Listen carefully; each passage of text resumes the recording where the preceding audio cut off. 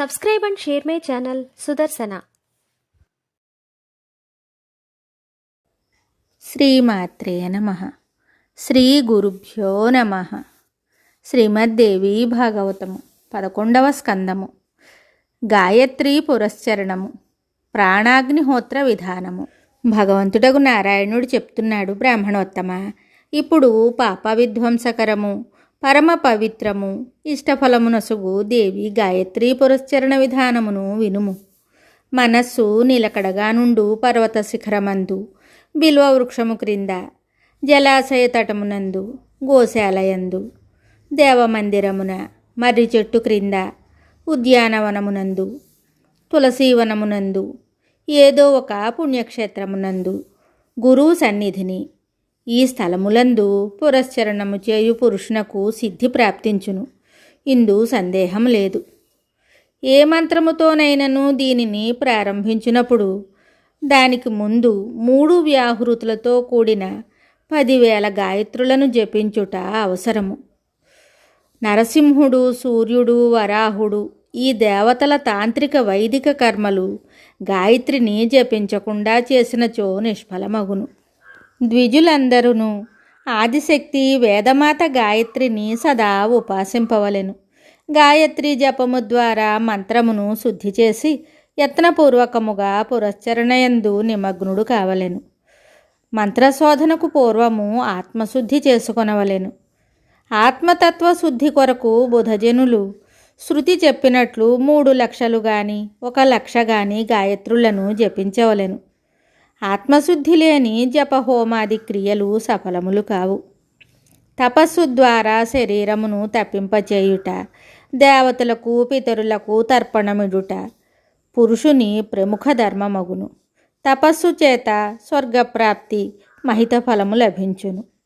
క్షత్రియుడు బాహుబలముతో, వైశ్యుడు ధనబలముతో, శూద్రుడు ద్విజుని సేవయందు, బ్రాహ్మణుడు జపహోమములతో తన ఆత్మోద్ధరణ చేసుకొనును. అందువలన ద్విజవర్య, ప్రయత్నపూర్వకముగా తపమొనరించుట పరమధర్మము. శరీరమును శుష్కింపచేయుటయే తపస్సునకు పరాకాష్ట. శరీర శోధనకు విధి విధానముగా పృచ్ఛ చాంద్రాయణాది వ్రతములు చేయవలెను. నారద, ఇప్పుడు అన్నశుద్ధి ప్రకరణమును వినుము. యాచింపక దొరికినది, ఉంచవృత్తి, శుక్ల, భిక్షావృత్తి అనునవి 4 వృత్తులు. వీటి వలన లభించు అన్నము పరమశుద్ధము. భిక్ష వలన లభించిన అన్నమును తెచ్చి 4 భాగములుగా చేయవలెను. 1 భాగము ద్విజునకు, 2వది గోవుకు, 3వది అతిథికి ఇవ్వవలెను. దీని తరువాత మిగిలిన భాగమును స్వయముగా తానును తన పత్నియును భుజింపవలెను.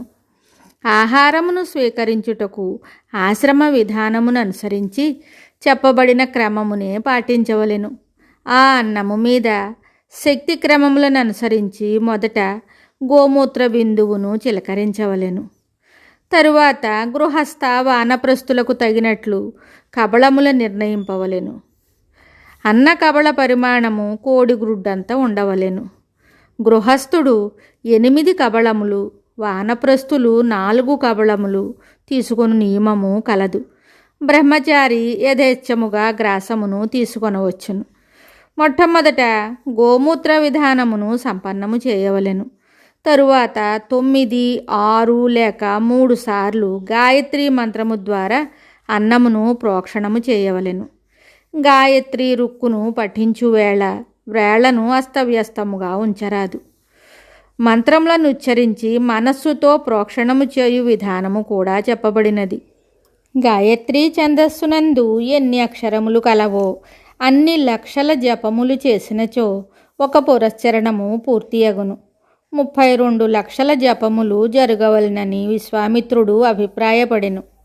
జీవ చైతన్యము లేనిచో దేహమే లేదు, ఏ పనియును కాదు. అటులనే పురశ్చరణ లేని మంత్రము అర్థము లేనిదగును. జ్యేష్టము, ఆషాఢము, భాద్రపదము, పుష్యము, అధిక మాసము, మంగళవారము, శనివారము, వ్యతిపాత వైధృతి యోగములు, అష్టమి, నవమి, షష్ఠి, చతుర్థి, త్రయోదశి, చతుర్దశి, అమావాస్య, ప్రదోషకాలములు. రాత్రి భరణి, కృత్తిక, ఆర్ద్ర, ఆశ్లేష, జ్యేష్ఠ, ధనిష్ట, శ్రవణ జన్మ నక్షత్ర, మేష, కర్కాటక, తుల, కుంభ, మకర ఈ నెలలన్నీయును దినములు, యోగములు, తిథులు, సమయములు, నక్షత్రములు, లగ్నములు పురస్చరణ కర్మయందు నిషిద్ధములు. చంద్రుడు, నక్షత్రములు అనుకూలముగానున్న శుక్లపక్షమునందు పురస్చరణ ప్రారంభించవలెను. ఇట్లు పురస్చరణ చేయుట చేత శీఘ్రముగా సిద్ధి ప్రాప్తించును. ప్రారంభమున విధిపూర్వకముగా స్వస్తివాచనము, నాంది ముఖశ్రాద్ధమును చేయవలెను.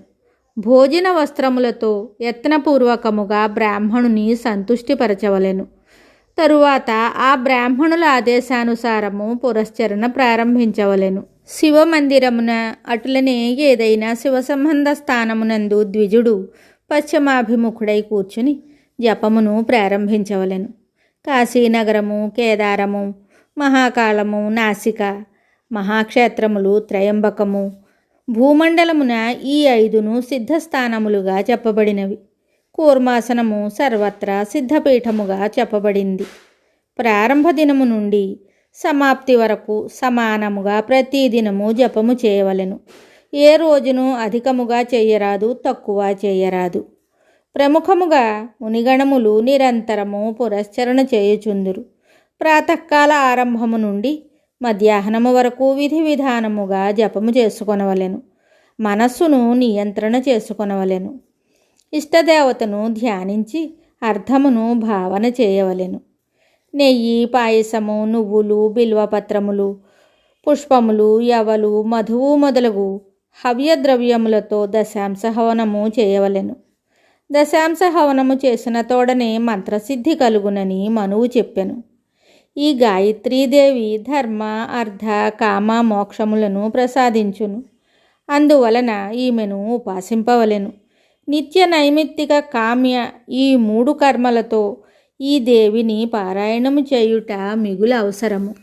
ఇహపరలోకములందు దీనిని మించిన శ్రేష్టముగు సాధనము ఇంకొకటి లేదు. మధ్యాహ్న సమయమున కొద్దిగా భుజింపవలెను. మౌనముగా ఉండవలెను. 3 కాలములందు స్నానము చేసి సంధ్యావందనము చేయవలెను. మనస్సునందలి సకల వృత్తులను నిరోధించి జలమునందు 3 లక్షల మంత్రములను విద్వాంసుడు జపించవలెను. మొదట ఇట్లు పురస్చరణ చేసిన తరువాత తానభిలషించిన కామ్యకర్మల సిద్ధి కొరకు జపమనరించవలెను. ఆమె కృప కలుగునంత వరకు ఈ జపాక్రమమును కొనసాగించవలెను. సాధారణ కామ్యకర్మలందు యథావిధిని పాటించవలెను.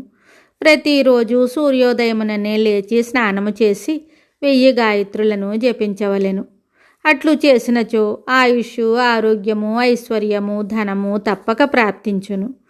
3 నెలలు, 6 నెలలు లేక సంవత్సరము గడుచుచుండగా పురుషునకు సిద్ధి ప్రాప్తించును. 1,00,000 నెయ్యితో తడిపిన తమల పుష్పములను హవనము చేయుట వలన మానవుని సమస్త కోరికలు ఈడేరును. ముక్తి కూడా సులభమగును. మంత్రసిద్ధి లేకుండా కర్త జపహోమాది సమస్త క్రియలను సకాముడై కానీ నిష్కాముడై కానీ చేసినచో ఫలము లభించదు. 25 లక్షల గాయత్రీ జపమును పెరుగు, పాలతో హవనము చేసినచో పురుషుడు స్వయముగా సిద్ధుడగును. ఇది మహర్షుల వచనము. మానవునకు అష్టాంగయోగమునందు పొందు ఫలము దీని ప్రభావమున ప్రాప్తించును. సాధకుడు శక్తి ఉన్నను అశక్తుడైనను ఆహారమును నిశ్చిత రూపముగా తీసుకొనవలెను. గురువు వచనములయందు విశ్వాసముంచి సదా జపమును చేయుచుండవలెను. 6 నెలల వరకు జపము చేసినచో సిద్ధి ప్రాప్తించును. ఒకనాడు కేవలము పంచగవ్యమును ఆహారముగా తీసుకొనవలెను. ఇంకొకనాడు వాయువును ఆహారముగా, మరొకనాడు బ్రాహ్మణుని చేతి నుండి లభించిన సిద్ధాన్నమును భోజనముగా స్వీకరించవలెను. ఇట్లు నియమపూర్వకముగా గాయత్రిని జపించవలెను. గంగా మొదలగు పవిత్ర నదులందు స్నానమునరించి నీటి ఎందే 100 మంత్రములను జపించవలెను. తరువాత 100 మంత్రములను ఉచ్చరించి నీటిని త్రాగవలెను. ఇట్లు చేసిన పురుషుడు సమస్త పాపముల నుండి ముక్తుడగును. ఇదే కాక చాంద్రాయణ కృత్యవ్రతములు చేసిన నిశ్చిత ఫలం అతనికి లభించును. ఒకవేళ సాధకుడు రాజు లేక బ్రాహ్మణుడైనచో తన ఇంటి అందే గాయత్రీ పురస్చరణము చేసుకొనవచ్చును. బ్రహ్మచారికి, గృహస్థునకు, వానప్రస్థునకు కూడా తన అధికారమునకనుగుణముగా జపాదులు చేసిన తరువాత పురస్చరణ చేయుట వలన ఫలితము లభించును. మోక్షమునభిలషించు పురుషుడు శ్రౌత స్మార్తాది కర్మలను చేయవలెను. విద్వాంసులతో శిక్షణను పొంది ఆచారమును పాటించుచు అగ్నిపూర్వకముగా జపము చేసుకొనవలెను. ఫలమూలములే తినవలెను. స్వయముగా 8 కవళములే భుజించవలెను. మిగతా కథ తరువాయి భాగంలో తెలుసుకుందాము. శుభం. Subscribe and share my channel Sudarsana.